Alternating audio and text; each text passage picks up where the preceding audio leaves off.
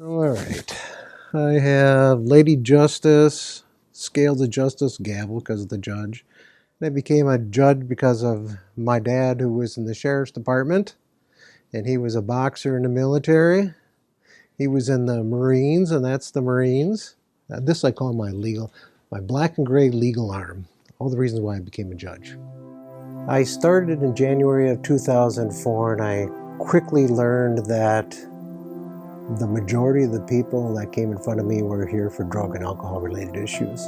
So I knew there was a problem with drugs and alcohol. Before I became a judge, you think it is, but you really don't know how prevalent it is in our society. So our sheriff and I got together and we were brainstorming about what we could do to try to help this problem, and we started talking about drug court. The thought is drug court is a soft-on crime, and it's not a soft-on crime, it's smart-on crime. Judges typically motivate people by, I'm telling you not to do this, and if you do this, you're going to go to jail. It's a punishment. We found out from doing that for hundreds of years, it doesn't really work. Jail did not motivate any of them. A guy said to me today, one of the graduates, Nick, I can do 4 months in jail standing on my head. It's easy. So if you're going to someone's going to use and you want to throw them in jail, you're giving them a free vacation.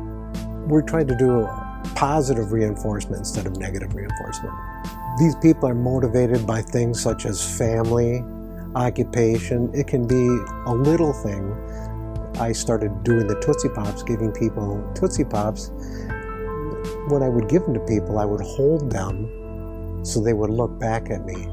And just the eye contact, that showing someone that you care for them as opposed to wanting to throw them in jail, makes an impact on people.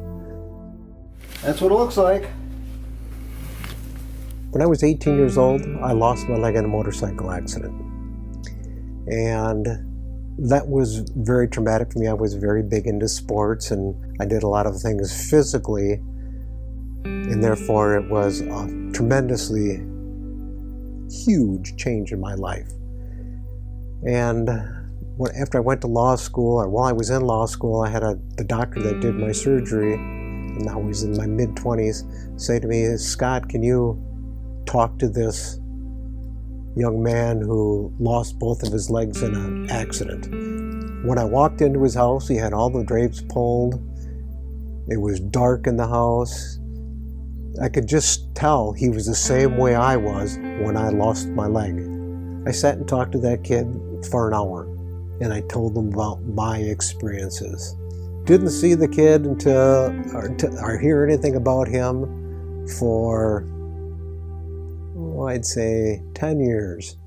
And then one Sunday I was sitting reading the newspaper, and there was a story about this guy and how he's changed his life around, got married, has kids, owns his own garage, and he said in that article that he owed everything to me.